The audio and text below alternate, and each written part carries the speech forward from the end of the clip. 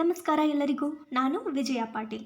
8ನೇ ತರಗತಿ ಕನ್ನಡ ಮಾಧ್ಯಮ ಸಮಾಜ ವಿಜ್ಞಾನದ 2ನೇ ಭಾಗದ ಪಾಠಗಳನ್ನು ನಾನು ನಿಮ್ಮ ಮುಂದೆ ಪ್ರಸ್ತುತಪಡಿಸ್ತಿದ್ದೀನಿ. ನೀವಿನ್ನೂ ನಮ್ಮ ಐಡಿಯಾಸ್ ಫೋರಮ್ನ ಟೆಲಿಗ್ರಾಮ್ ಚಾನಲ್ಗೆ ಜಾಯ್ನ್ ಆಗದೇ ಇದ್ದರೆ ಡಿಸ್ಕ್ರಿಪ್ಷನಲ್ಲಿ ನೀಡಿರುವಂತಹ ಲಿಂಕ್ಗೆ ಹೋಗಿ ಜಾಯ್ನ್ ಆಗ್ಬೋದು. ಹೀಗೆ ಜಾಯ್ನ್ ಆಗೋದರ ಮುಖಾಂತರ ನೀವು ಪಡ್ಕೊಳ್ಬಹುದಾದಂತಹ ಉಪಯೋಗಗಳು ಏನೇನೆಂದರೆ, ಇಲ್ಲಿ ಟೆಲಿಗ್ರಾಮ್ ಗ್ರೂಪ್ನಲ್ಲಿ ಪ್ರತಿನಿತ್ಯ 100ಕ್ಕಿಂತ ಹೆಚ್ಚು ಕ್ವಶನ್ಸ್ಗಳನ್ನು ಕ್ವಿಜ್ ರೂಪದಲ್ಲಿ ಚರ್ಚೆ ಮಾಡ್ತಾರೆ. ಹಾಗೆ ಪ್ರತಿ ವಿಡಿಯೋಗಳ PDF ನಿಮಗಿಲ್ಲಿ ಸಿಗುತ್ತೆ. ದಿನಪತ್ರಿಕೆಗಳು, ಇತ್ತೀಚಿನ ಮಾಹಿತಿಗಳನ್ನು ಅಪ್ಲೋಡ್ ಮಾಡ್ತಾರೆ. ಹಾಗೆ ನಿಮಗೇನಾದರೂ ಡೌಟ್ಸ್ಗಳಿದ್ದರೆ ಐಡಿಯಾಸ್ ಫೋರಮ್ನ ಅಧ್ಯಾಪಕರೊಂದಿಗೆ ಚರ್ಚೆ ನಡೆಸಿ ನಿಮ್ಮ ಪ್ರಶ್ನೆಗೆ ನೀವು ಉತ್ತರನ ಕಂಡ್ಕೋಬಹುದು. ಇನ್ನು ಈಗಾಗಲೇ ಐಡಿಯಾಸ್ ಫೋರಮ್ ತಂಡ ಲಾಂಚ್ ಮಾಡಿರುವಂತಹ ಕೋರ್ಸ್ಗಳ ವಿವರ ಇಲ್ಲಿದೆ. ಎಲ್ಲ NCERT ವಿಡಿಯೋಗಳು, geography, history, science, polity, economics ಎಲ್ಲ ಪಾಠಗಳನ್ನು ಕನ್ನಡದಲ್ಲಿ ಪಾಠ ಮಾಡಿ ಅಪ್ಲೋಡ್ ಮಾಡ್ತಿದ್ದಾರೆ. ಹಾಗೆ DSCRT ವಿಡಿಯೋಗಳು, ನಾನು ಸೋಷಿಯಲ್ ಸೈನ್ಸ್ ಮಾಡ್ತಿದ್ದೀನಿ. ಈಗ 8th ಸೋಷಿಯಲ್ ಸೈನ್ಸ್ 2 ಪಾಠವನ್ನು ಮಾಡ್ತಿದ್ದೇನೆ. ಎಲ್ಲ ತಮಿಳುನಾಡು ರಾಜ್ಯದ ಪಠ್ಯಪುಸ್ತಕದ ವಿಡಿಯೋಗಳು ಸಹ ನಿಮಗಿಲ್ಲಿ ಸಿಗುತ್ತೆ. GK ಟ್ರಿಕ್ಸ್ನ ವಿಡಿಯೋಗಳು ಸಿಗುತ್ತೆ. ಹಾಗೆ 1000ಕ್ಕೂ ಅಧಿಕ ಪ್ರಶ್ನೆ ಪತ್ರಿಕೆಗಳನ್ನು ಚರ್ಚೆ ನಡೆಸುವಂತಹ ವಿಡಿಯೋಗಳು ನಿಮಗಿಲ್ಲಿ ಸಿಗುತ್ತೆ. ಇನ್ನು ಅನೇಕ ಕೋರ್ಸ್ಗಳನ್ನು ಲಾಂಚ್ ಮಾಡೋದಕ್ಕೆ ಐಡಿಯಾಸ್ ಫೋರಮ್ ತಂಡ ತಯಾರಿ ನಡೆಸಿದೆ. ಇವೆಲ್ಲವುಗಳ ಉಪಯೋಗಗಳನ್ನು ನೀವು ಪಡ್ಕೋಬಹುದು. ಇನ್ನು ನಮ್ಮ ತಂಡ, ಐಡಿಯಾಸ್ ಫೋರಮ್ ತಂಡ ಕರ್ನಾಟಕದಲ್ಲೇ ಮೊದಲ ಬಾರಿಗೆ NCERT ಸ್ಟೇಟ್ ಬುಕ್ಸ್, 1000ಕ್ಕೂ ಅಧಿಕ ಪ್ರಶ್ನೆ ಪತ್ರಿಕೆಗಳನ್ನು ಚರ್ಚೆ ನಡೆಸೋದು, ಟೆಲಿಗ್ರಾಮ್ ಗ್ರೂಪ್ನಲ್ಲಿ ಕ್ವಿಜ್ಗಳನ್ನು ನಡೆಸೋದು, ಸ್ಟ್ಯಾಂಡರ್ಡ್ ಬುಕ್ಗಳನ್ನು ಸಂಪೂರ್ಣವಾಗಿ ಚರ್ಚಿಸುವಂತಹ ಹೊಸ ಪ್ರಯತ್ನಕ್ಕೆ ಕೈ ಹಾಕಿದೆ. ಇದಕ್ಕೆ ನಿಮ್ಮ ಸಹಕಾರ, ಬೆಂಬಲ ಅತಿ ಅವಶ್ಯಕ. ಹಾಗಾಗಿ ನಮ್ಮ ಟೆಕ್ನಿಕಲ್ ಟೀಮ್ ಮತ್ತು ಹೊಸ ಟೆಕ್ನಾಲಜಿ ಅಳವಡಿಕೆಗಾಗಿ ನಾವು ಒಂದು ಆಪ್ಷನನ್ನು ನೀಡಿದ್ದೀವಿ, ಜಾಯಿನ್ ಆಪ್ಷನ್ ನೀಡಿದ್ದೀವಿ. ಈ ಜಾಯಿನ್ ಆಪ್ಷನ್ ಮೂಲಕ ನೀವು ನಮಗೆ ಸಹಾಯವನ್ನು ಮಾಡಬಹುದು. ಇಲ್ಲಿ 4 ಸ್ಕೀಮ್ಗಳಿವೆ. ಶಿಶು 29 ರೂಪಾಯಿಗಳು, ಕಿಶೋರ್ 59 ರೂಪಾಯಿಗಳು, ತರುಣ್ 159 ರೂಪಾಯಿಗಳು, ಗೋಲ್ಡನ್ ಸಪೋರ್ಟ್ ಮಾಡೋರಾದರೆ 599 ರೂಪಾಯಿಗಳನ್ನು ನಮಗೆ ಪೇ ಮಾಡಬಹುದು. ಹೀಗೆ ಸಹಾಯವನ್ನು ಮಾಡಬಹುದು. ಇಲ್ಲಿ ಫೋನ್ಪೇ ಅಥವಾ ಗೂಗಲ್ ಪೇ ನಂಬರನ್ನು ಕೊಟ್ಟಿದ್ದೀವಿ. 8748814920 ಈ ನಂಬರ್ಗೆ ನೀವು ಈ 4 ಸ್ಕೀಮ್ಗಳಲ್ಲಿ ಒಂದು ಸ್ಕೀಮ್ನ ಮುಖಾಂತರ ನಮಗೆ ಸಹಾಯವನ್ನು ಮಾಡ್ಬೋದು. ಪೇ ಮಾಡೋಕ್ಕಾಗಲಿಲ್ಲ ಅನ್ನೋ ಪಕ್ಷದಲ್ಲಿ ನೀವು ಸಬ್ಸ್ಕ್ರೈಬ್ ಮಾಡೋದರ ಮೂಲಕ ನಮಗೆ ಬೆಂಬಲವನ್ನು ಸೂಚಿಸಬಹುದು. ಈ ಹಣವನ್ನು ನಾವು ನಮ್ಮ ಟೆಕ್ನಾಲಜಿ ಅಳವಡಿಕೆಗೆ ಉಪಯೋಗಿಸ್ಕೋತೀವಿ. ಹೆಚ್ಚಿಗೆ ಬಂದಂಥ ಹಣವನ್ನು ಬಡ ವಿದ್ಯಾರ್ಥಿಗಳ ಏಳ್ಗೆಗಾಗಿ ಮತ್ತು ಅವರ ವಿದ್ಯಾಭ್ಯಾಸಕ್ಕಾಗಿ ಸಹಾಯ ಮಾಡ್ತೀವಿ. ಇದು ನಮ್ಮ ಹೊಸ ಒಂದು ಆಪ್ಷನ್, ನಿಮಗೆ ನೀಡ್ತಿರುವಂಥ ಜಾಯಿನ್ ಆಪ್ಷನ್. ಈ ಮೂಲಕ ನೀವು ನಮಗೆ ಸಹಾಯವನ್ನು ಮಾಡಬಹುದು.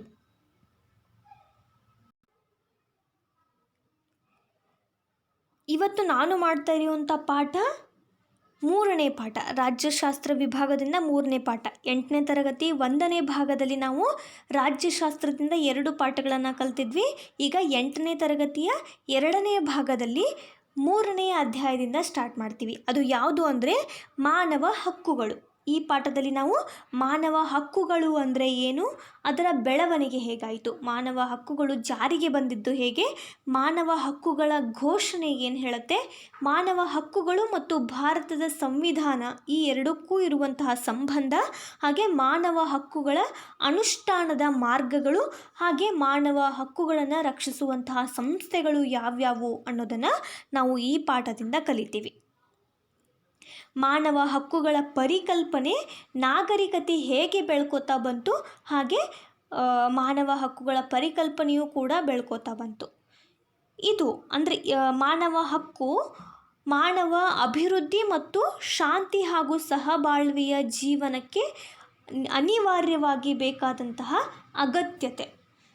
ಹಕ್ಕುಗಳು ಪ್ರಜಾಪ್ರಭುತ್ವ ರಾಷ್ಟ್ರದ ಆಧಾರ ಸ್ತಂಭಗಳು ಅಂತ ಹೇಳಲಾಗುತ್ತೆ. ಶ್ರೇಷ್ಠ ರಾಜಕೀಯ ಚಿಂತಕರಾದಂತಹ HJ ಲಾಸ್ಕಿ ಅವರು ಏನು ಹೇಳ್ತಾರೆ, ಒಂದು ರಾಷ್ಟ್ರವನ್ನು ಅಧ್ಯಯನ ಮಾಡಬೇಕಾದ್ರೆ ಆ ರಾಷ್ಟ್ರದ ಮಾನವ ಹಕ್ಕುಗಳ ಮೂಲಕ ಆ ರಾಷ್ಟ್ರವನ್ನು ಗುರುತಿಸಬಹುದು ಅಂತ ಹೇಳ್ತಾರೆ. ಅಂದರೆ ಎಲ್ಲಿ ಮಾನವ ಹಕ್ಕುಗಳಿಗೆ ಹೆಚ್ಚಿನ ಪ್ರೋತ್ಸಾಹ ಇರುತ್ತೋ ಆ ಒಂದು ರಾಷ್ಟ್ರ ಉತ್ತಮ ಆಗಿರುತ್ತೆ ಅನ್ನೋದು ಈ ಮಾತಿನ ಅರ್ಥ. ಇನ್ನು ಮಾನವ ಹಕ್ಕುಗಳ ಅರ್ಥ ಏನು ಅಂತಂದರೆ, ಪ್ರತಿಯೊಬ್ಬ ಮಾನವ ಗೌರವ ಮತ್ತು ಘನತೆಯಿಂದ ಬದುಕೋದಕ್ಕೆ ಮಾನವ ಹಕ್ಕುಗಳು ಅನಿವಾರ್ಯ ಆಗ್ತವೆ. ಮಾನವನ ಸರ್ವತೋಮುಖ ಅಭಿವೃದ್ಧಿಗೆ ಪೂರಕವಾದಂತಹ ಅಗತ್ಯವಾದ ಅಂಶಗಳನ್ನು ಮಾನವ ಹಕ್ಕುಗಳು ಅಂತ ಹೇಳಬಹುದು.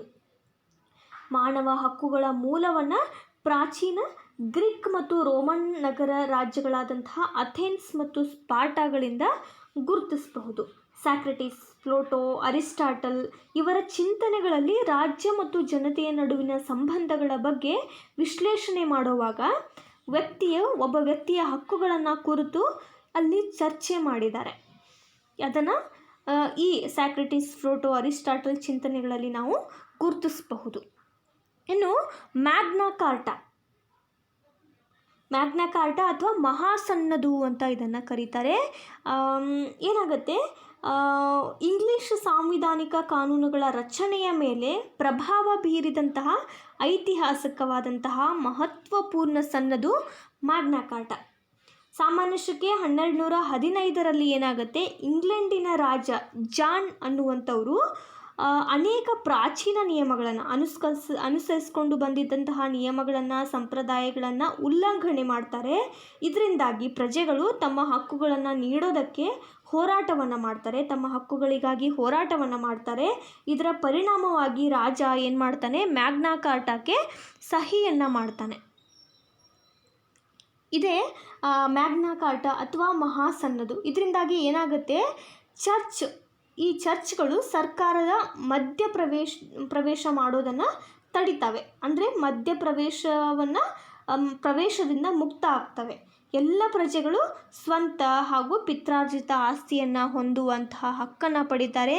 ಕಾನೂನಿನ ಮುಂದೆ ಸಮಾನತೆಯ ಹಕ್ಕನ್ನು ಪಡಿತಾರೆ.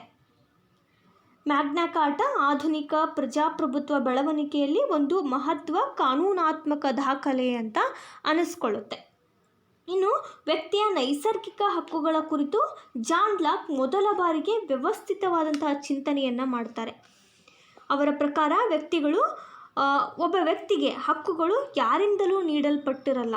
ಅಂದರೆ ಪ್ರತಿಯೊಬ್ಬ ವ್ಯಕ್ತಿ ತನ್ನ ಹುಟ್ಟಿನಿಂದ ಜೀವಿಸುವಂತಹ ಸ್ವತಂತ್ರ ಈ ರೀತಿಯ ಹಕ್ಕುಗಳನ್ನು ಪಡ್ಕೊಂಡಿರ್ತಾನೆ. ಇದರಿಂದಾಗಿ ವ್ಯಕ್ತಿ ಹಕ್ಕುಗಳಿಗೆ ಹೆಚ್ಚಿನ ಪ್ರಾಮುಖ್ಯತೆಯನ್ನು ಕೊಡಲಾಗುತ್ತೆ. ಇದಕ್ಕೆ ಪೂರಕವಾಗಿ ಏನಾಗುತ್ತೆ, 1688ರಲ್ಲಿ ಒಂದು ರಕ್ತರಹಿತ ಕ್ರಾಂತಿ ಆಗುತ್ತೆ ಮಾನವ ಹಕ್ಕುಗಳಿಗಾಗಿ. ಇದರ ಪ್ರತಿಫಲವಾಗಿ ಏನಾಗುತ್ತೆ, 1689ರಲ್ಲಿ ಬಿಲ್ ಆಫ್ ರೈಟ್ಸ್ ಅನ್ನುವಂತಹ ಒಂದು ಆದೇಶವನ್ನು ಜಾರಿಗೆ ತರ್ತಾರೆ.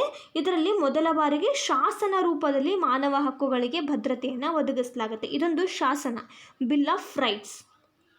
ಜಾನ್ ಲಾಕ್, ರೂಸೋ, ಮಾಂಟೆಸ್ಕೋ ಈ ರೀತಿ ಎಲ್ಲ ರಾಜಕೀಯ ಚಿಂತಕರ ಚಿಂತನೆಗಳ ಪ್ರಭಾವದಿಂದಾಗಿ ಏನಾಗುತ್ತೆ, ಅಮೇರಿಕ ಮತ್ತು ಫ್ರಾನ್ಸ್ಗಳಲ್ಲಿ ಕ್ರಾಂತಿಗಳು ಉಂಟಾಗ್ತವೆ. ಅಮೇರಿಕ ಸ್ವಾತಂತ್ರ್ಯದ ಘೋಷಣೆ ಆಗುತ್ತೆ. ನಂತರ ಅಮೇರಿಕ ಸಂವಿಧಾನದ ಮೊದಲ ತಿದ್ದುಪಡಿಯೊಂದಿಗೆ 15 ಡಿಸೆಂಬರ್ 1791ರಲ್ಲಿ ಮಾನವ ಹಕ್ಕುಗಳ ಪಟ್ಟಿಯನ್ನು ಅಮೇರಿಕ ಸಂವಿಧಾನಕ್ಕೆ ಸೇರ್ಪಡೆ ಮಾಡಲಾಗುತ್ತೆ.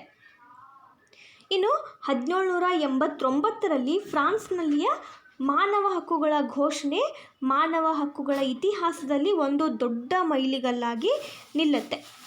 ಇಲ್ಲಿ ನಿರಂಕುಶ ಪ್ರಭುತ್ವ ಅಂತ್ಯ ಆಗುತ್ತೆ, ಗಣರಾಜ್ಯ ಸ್ಥಾಪನೆ ಆಗುತ್ತೆ. ಅದು 1789ರಲ್ಲಿ ಏನಾಗುತ್ತೆ, ಈ ಘೋಷಣೆ ಏನು ಮಾಡುತ್ತೆ, ಎಲ್ಲ ಪ್ರಜೆಗಳಿಗೂ ಸ್ವಾತಂತ್ರ್ಯ, ಸಮಾನತೆ, ಆಸ್ತಿ ಹಾಗೂ ಭದ್ರತೆ ಈ ಎಲ್ಲ ಭರವಸೆಗಳನ್ನು ನೀಡುತ್ತೆ. ಮಾನವ ಹಕ್ಕುಗಳ ಬೆಳವಣಿಗೆ ಯಾವುದೇ ಒಂದು ಪ್ರದೇಶಕ್ಕೆ ಸೀಮಿತ ಆಗಿರದೆ ವಿಶ್ವ ಸ್ವರೂಪವನ್ನು ಹೊಂದಿರುತ್ತೆ. ಮೊದಲ ಜಾಗತಿಕ ಮಹಾಯುದ್ಧದ ನಂತರ ಸ್ಥಾಪಿಸಲ್ಪಟ್ಟಂತಹ ರಾಷ್ಟ್ರಗಳ ಸಂಘ, ಲೀಗ್ ಆಫ್ ನೇಷನ್ಸ್, ಮಾನವ ಹಕ್ಕುಗಳ ಸಂರಕ್ಷಣೆಗೆ ಪೂರಕವಾದಂತಹ ಮಾರ್ಗಸೂಚಿಗಳನ್ನು ಹೊಂದಿರುತ್ತೆ. ಎರಡನೇ ಜಾಗತಿಕ ಯುದ್ಧದ ನಂತರ ಮಾನವ ಹಕ್ಕುಗಳ ರಕ್ಷಣೆಯ ಉದ್ದೇಶದಿಂದ ರೂಸ್ವೆಲ್ಟ್, ಸ್ಟಾಲಿನ್ ಮತ್ತು ಚರ್ಚಿಲ್ ಇವರುಗಳ ಪ್ರಯತ್ನದಿಂದ ವಿಶ್ವಸಂಸ್ಥೆ ಸ್ಥಾಪನೆಯಾಗುತ್ತೆ. ಎರಡನೇ ಜಾಗತಿಕ ಯುದ್ಧದ ನಂತರ ಅಂದರೆ 1945 ಅಕ್ಟೋಬರ್ 24ರಂದು ವಿಶ್ವಸಂಸ್ಥೆ ಸ್ಥಾಪನೆಯಾಯಿತು. ವಿಶ್ವಸಂಸ್ಥೆಯ ಪ್ರಸ್ತಾವನೆ ಏನು ಹೇಳುತ್ತೆ ಅಂದರೆ, ವಿಶ್ವದ ಜನರಾದ ನಾವುಗಳು ವಿನಾಶಕಾರಿ ಯುದ್ಧಗಳಿಂದ ನಮ್ಮ ಮುಂದಿನ ಮನುಕುಲದ ಪೀಳಿಗೆಯನ್ನು ಉಳಿಸುವುದಕ್ಕಾಗಿ ನಿಶ್ಚಯಿಸಿದ್ದೇವೆ. ಯುದ್ಧವು ನಮ್ಮ ಜೀವಿತಾವಧಿಯಲ್ಲಿ 2 ಬಾರಿ ದುಃಖಕ್ಕೆ ಎಳೆದಿದೆ ಅನ್ನುವಂತಹ ಪ್ರಸ್ತಾವನೆ ನಮ್ಮ ವಿಶ್ವಸಂಸ್ಥೆಯದ್ದು. ಆದ್ದರಿಂದ ವಿಶ್ವಸಂಸ್ಥೆಯ ಸ್ಥಾಪನೆಯ ಮೂಲ ಉದ್ದೇಶ ಜಗತ್ತಿನ ಯಾವುದೇ ಒಂದು ಭಾಗದಲ್ಲಿ ಯಾವುದೇ ರೀತಿಯ ಮಾನವ ಹಕ್ಕುಗಳಿಗೆ ಧಕ್ಕೆ ಉಂಟಾದರೆ ಅಥವಾ ಮಾನವ ಹಕ್ಕುಗಳ ಉಲ್ಲಂಘನೆ ಆದರೆ ಅದನ್ನು ತಡೆಯೋದು. ಇದು ವಿಶ್ವಸಂಸ್ಥೆಯ ಉದ್ದೇಶ. ಇನ್ನು 1948 ಡಿಸೆಂಬರ್ 10ರಂದು ಅದು ತನ್ನ ಉದ್ದೇಶವನ್ನು ಎಲ್ಲ ರಾಷ್ಟ್ರಗಳಿಗೂ ನಿರ್ದೇಶನ ಮಾಡಿತು.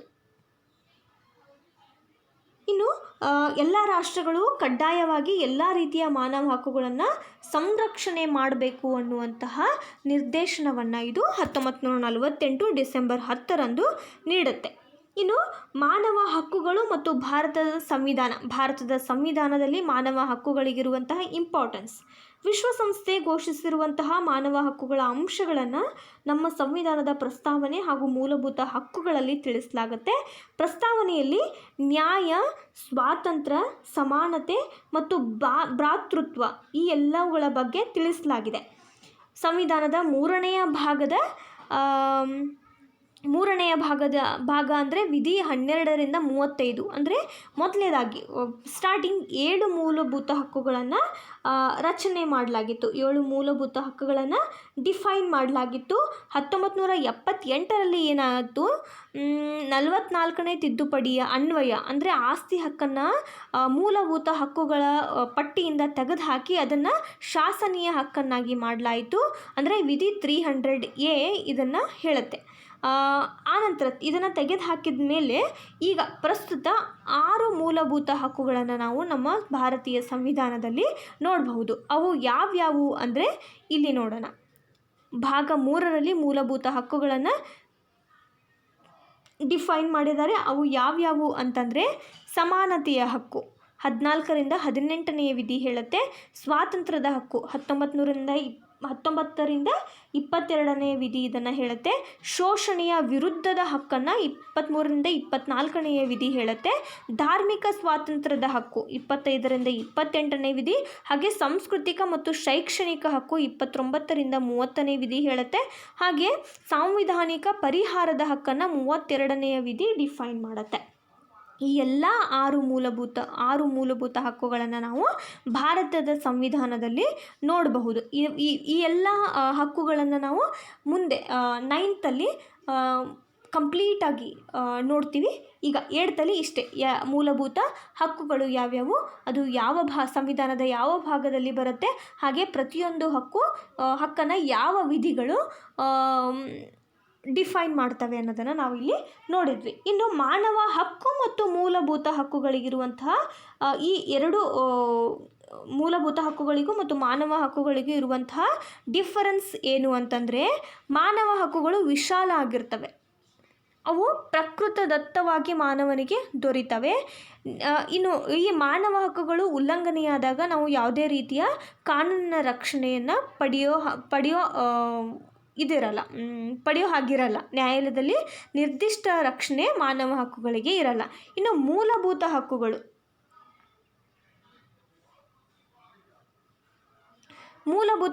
ಇಲ್ಲಿ ನಾವು 6 ಮೂಲಭೂತ ಹಕ್ಕುಗಳನ್ನು ನೋಡಿದ್ವಿ. ಈ 6 ಮೂಲಭೂತ ಹಕ್ಕುಗಳು ವ್ಯಕ್ತಿಯ ಸರ್ವಾಂಗೀಣ ಅಭಿವೃದ್ಧಿಗೆ ಅಗತ್ಯ ಆಗಿರ್ತವೆ. ಇವು ಸಂವಿಧಾನದಿಂದ ರಕ್ಷಿಸಲ್ಪಟ್ಟಿರ್ತವೆ. ಯಾವುದೇ ರೀತಿಯ ಮೂಲಭೂತ ಹಕ್ಕುಗಳ ಉಲ್ಲಂಘನೆಯಾದಾಗ ಸರ್ವೋಚ್ಚ ಮತ್ತು ಉಚ್ಚ ನ್ಯಾಯಾಲಯಗಳಲ್ಲಿ ರಿಟ್ಗಳನ್ನು ಹೊರಡಿಸುವುದರ ಮೂಲಕ ಮೂಲಭೂತ ಹಕ್ಕುಗಳನ್ನು ರಕ್ಷಣೆ ಮಾಡಬಹುದು. ಇದು ಮಾನವ ಹಕ್ಕುಗಳು ಮತ್ತು ಮೂಲಭೂತ ಹಕ್ಕುಗಳಿಗೆ ನಡುವೆ ಇರುವಂತಹ ವ್ಯತ್ಯಾಸ. ಇನ್ನು ಮಾನವ ಹಕ್ಕುಗಳ ರಕ್ಷಣೆಗೆ ಸಂಬಂಧಿಸಿದಂತೆ 1966ರಲ್ಲಿ ವಿಶ್ವಸಂಸ್ಥೆಯ ಸದಸ್ಯ ರಾಷ್ಟ್ರಗಳೊಂದಿಗೆ ಸಭೆಯನ್ನು ನಡೆಸಿ ಪ್ರತಿಯೊಂದು ರಾಷ್ಟ್ರಗಳು ಮಾನವ ಹಕ್ಕುಗಳ ರಕ್ಷಣೆಗೆ ಬದ್ಧ ಆಗಿರಬೇಕು ಅಂತ ನಿರ್ದೇಶನವನ್ನು ಮಾಡಿತು. ಮಾನವ ಹಕ್ಕುಗಳ ಸಂರಕ್ಷಣೆಗಾಗಿ ಅಂತಾರಾಷ್ಟ್ರೀಯ ಮಟ್ಟದಲ್ಲಿ ಅಂತಾರಾಷ್ಟ್ರೀಯ ಮಾನವ ಹಕ್ಕುಗಳ ಆಯೋಗವನ್ನು ರಚನೆ ಮಾಡಿದರು. ಅದಕ್ಕೆ ಪೂರಕವಾಗಿ ರಾಷ್ಟ್ರ ಮಟ್ಟದಲ್ಲಿಯೂ ಕೂಡ ರಾಷ್ಟ್ರೀಯ ಮಾನವ ಹಕ್ಕುಗಳ ಆಯೋಗ, ರಾಜ್ಯ ಮಟ್ಟದಲ್ಲಿ ರಾಜ್ಯ ಮಾನವ ಹಕ್ಕುಗಳ ಆಯೋಗಗಳನ್ನು ಸ್ಥಾಪನೆ ಮಾಡಿದರು. ಅವು ಇಲ್ಲಿ ಒಂದೊಂದಾಗಿ ನೋಡೋಣ. ಇನ್ನು ಮೊದಲೇದು ರಾಷ್ಟ್ರೀಯ ಮಾನವ ಹಕ್ಕುಗಳ ಆಯೋಗ. ರಾಷ್ಟ್ರೀಯ ಮಾನವ ಹಕ್ಕುಗಳ ಆಯೋಗ ಶಾಸನಾತ್ಮಕ ಸಂಸ್ಥೆ. ಇದು ಸ್ಥಾಪನೆಯಾದದ್ದು 1993. ಇಲ್ಲಿ 4 ಪದನಿಮಿತ್ತ ಸದಸ್ಯರುಗಳಿರ್ತಾರೆ, ಒಬ್ಬರು ಅಧ್ಯಕ್ಷರಿರ್ತಾರೆ ಮತ್ತು 4 ಜನ ಸದಸ್ಯರನ್ನು ಇದು ಒಳಗೊಂಡಿರುತ್ತೆ. ಅಧ್ಯಕ್ಷರು ಸರ್ವೋಚ್ಚ ನ್ಯಾಯಾಲಯದ ನಿವೃತ್ತ ನ್ಯಾಯಾಧೀಶರಾಗಿರ್ಬೋದು. ಹಾಗೆ ಈ ಸದಸ್ಯರುಗಳು ಸರ್ವೋಚ್ಚ ನ್ಯಾಯಾಲಯದಲ್ಲಿ ಸೇವೆಯಲ್ಲಿರುವ ಅಥವಾ ನಿವೃತ್ತಿ ಹೊಂದಿದಂತಹ ನ್ಯಾಯಾಧೀಶರಾಗಿರಬೇಕು. ಉಚ್ಚ ನ್ಯಾಯಾಲಯದ ನಿವೃತ್ತ ಮತ್ತು ಸೇವೆಯಲ್ಲಿರುವ ನ್ಯಾಯಾಧೀಶರಾಗಿರಬೇಕು. ಮತ್ತು ಇಬ್ಬರು ಸದಸ್ಯರು ಮಾನವ ಹಕ್ಕುಗಳ ಸಂರಕ್ಷಣಾ ಪ್ರಾಯೋಗಿಕ ಅಥವಾ ವಿಶೇಷ ಜ್ಞಾನ ಹೊಂದಿದವರಾಗಿರಬೇಕು. ಇವರೆಲ್ಲರನ್ನ ರಾಷ್ಟ್ರಾಧ್ಯಕ್ಷರು ನೇಮಕ ಮಾಡ್ತಾರೆ. ಇವರ ಅಧಿಕಾರಾವಧಿ 5 ವರ್ಷ ಅಥವಾ ಇವರಿಗೆ 70 ವರ್ಷ. ಈ 2 ಟರ್ಮ್ಗಳಲ್ಲಿ ಯಾವ ಟರ್ಮ್ ಮೊದಲು ಬರುತ್ತೋ ಅದನ್ನು ಕನ್ಸಿಡರ್ ಮಾಡ್ತಾರೆ. ಇನ್ನು ಎರಡನೇದು ರಾಜ್ಯ ಮಾನವ ಹಕ್ಕುಗಳ ಆಯೋಗ. ಇದು ಸ್ಥಾಪನೆಯಾದದ್ದು 1993ರಲ್ಲಿ. ಇಲ್ಲಿ ಒಬ್ಬ ಅಧ್ಯಕ್ಷರಿರ್ತಾರೆ, 2 ಜನ ಸದಸ್ಯರಿರ್ತಾರೆ. ಇವರನ್ನು ರಾಜ್ಯಪಾಲರು ನೇಮಕ ಮಾಡ್ತಾರೆ. ಇನ್ನು ಅಧ್ಯಕ್ಷರು ಉಚ್ಚ ನ್ಯಾಯಾಲಯದ ನಿವೃತ್ತ ಮುಖ್ಯ ನ್ಯಾಯಾಧೀಶರಾಗಿರಬೇಕು. 2 ಜನ ಸದಸ್ಯರು ಉಚ್ಚ ನ್ಯಾಯಾಲಯದ ವೃತ್ತಿನಿರತ ಅಥವಾ ನಿವೃತ್ತ ನ್ಯಾಯಾಧೀಶರು ಅಥವಾ ಜಿಲ್ಲಾ ನ್ಯಾಯಾಲಯದಲ್ಲಿ ಕನಿಷ್ಠ 7 ವರ್ಷ ಕೆಲಸ ಮಾಡಿರಬೇಕು. ಇದು ಮಾನವ ಹಕ್ಕುಗಳ ಆಯೋಗದ ಸದಸ್ಯರಿಗೆ ಇರಬೇಕಾದಂತಹ ಅರ್ಹತೆಗಳು. ಇನ್ನು ರಾಷ್ಟ್ರೀಯ ಪರಿಶಿಷ್ಟ ಜಾತಿ ಆಯೋಗ ಅಥವಾ ಪರಿಶಿಷ್ಟ ಪಂಗಡ ಆಯೋಗವೂ ಕೂಡ ಬರುತ್ತೆ. ರಾಷ್ಟ್ರೀಯ ಪರಿಶಿಷ್ಟ ಜಾತಿ ಆಯೋಗ ಸ್ಥಾಪನೆಯಾದದ್ದು 2003ರಲ್ಲಿ. ಭಾರತ ಸಂವಿಧಾನದ ವಿಧಿ 338ಕ್ಕೆ 89ನೇ ತಿದ್ದುಪಡಿ ಕಾಯ್ದೆಯನ್ನು ಮಾಡುವ ಮೂಲಕ ಪರಿಶಿಷ್ಟ ಜಾತಿ ಮತ್ತು ಪರಿಶಿಷ್ಟ ಪಂಗಡಗಳ ರಾಷ್ಟ್ರೀಯ ಆಯೋಗಗಳನ್ನು ಇಲ್ಲಿ ಡಿವೈಡ್ ಮಾಡಲಾಯಿತು, ಪ್ರತ್ಯೇಕ ಮಾಡಲಾಯಿತು. ಪರಿಶಿಷ್ಟ ಜಾತಿ ಆಯೋಗದಲ್ಲಿ ಒಬ್ಬರು ಅಧ್ಯಕ್ಷರಿರ್ತಾರೆ, ಒಬ್ಬರು ಉಪಾಧ್ಯಕ್ಷರಿರ್ತಾರೆ, ಹಾಗೆ 3 ಜನ ಸದಸ್ಯರಿರ್ತಾರೆ. ಇನ್ನು ಪರಿಶಿಷ್ಟ ಪಂಗಡಗಳ ಆಯೋಗವು ಕೂಡ 2003ರಲ್ಲಿ ರಚನೆ ಆಯಿತು. 89ನೇ ತಿದ್ದುಪಡಿ ಕಾಯ್ದೆ ಅನ್ವಯ ರಾಷ್ಟ್ರೀಯ ಪರಿಶಿಷ್ಟ ಪಂಗಡಗಳ ಆಯೋಗವನ್ನು ರಚನೆ ಮಾಡಲಾಯಿತು. ಇದು ಒಬ್ಬರು ಅಧ್ಯಕ್ಷರು, ಒಬ್ಬರು ಉಪಾಧ್ಯಕ್ಷರು ಮತ್ತು 3 ಜನ ಸದಸ್ಯರನ್ನು ಒಳಗೊಂಡಿರುತ್ತೆ. ಇವರುಗಳನ್ನು ರಾಷ್ಟ್ರಾಧ್ಯಕ್ಷರು ನೇಮಕ ಮಾಡ್ತಾರೆ. ಈ ಎಲ್ಲರನ್ನ ರಾಷ್ಟ್ರಾಧ್ಯಕ್ಷರು ನೇಮಕ ಮಾಡ್ತಾರೆ. ಈ ಆಯೋಗ ಪರಿಶಿಷ್ಟ ಜಾತಿ ಆಯೋಗದಂತೆಯೇ ಕಾರ್ಯನಿರ್ವಹಿಸುತ್ತೆ. ಪರಿಶಿಷ್ಟ ಜಾತಿ ಆಯೋಗ, ಪರಿಶಿಷ್ಟ ಪಂಗಡ ಆಯೋಗ ಈ 2 ಕೂಡ ಒಂದೇ ರೀತಿಯ ಕಾರ್ಯಗಳನ್ನು ನಿರ್ವಹಿಸ್ತವೆ. ನಂತರ ಬರೋದು ಹಿಂದುಳಿದ ವರ್ಗಗಳ ಆಯೋಗ. ಹಿಂದುಳಿದ ವರ್ಗಗಳ ರಾಷ್ಟ್ರೀಯ ಆಯೋಗ ಅದು ಸ್ಥಾಪನೆಯಾದದ್ದು 1993ರಲ್ಲಿ.